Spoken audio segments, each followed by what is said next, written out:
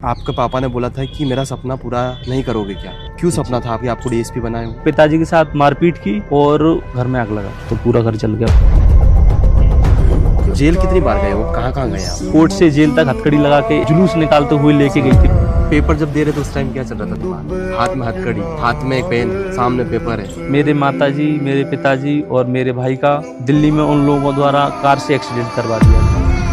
तो फिर मैं आते टाइम अपनी माताजी के हाथ पे मैं लिख के आया, मैं कसम खा के आया उनकी कि चाहे भले ही कुछ भी करना पड़े, जमीन आसमान एक क्यों ना करना पड़े, पर मैं डीएसपी बन के ही दिखाऊं। और अगर मैं ना बन पाऊं तो ये सोच लेना कि मैं तुम्हारा बेटा था ही नहीं, मर चुका हूं। और जिस बैरक में मुझे रखा गया उसमें कम से कम 30 के लगभग लोग थे उस कमरे में। एक कमरे में मैं गया दिल्ली में, पिताजी से बहुत लिपट के रोया।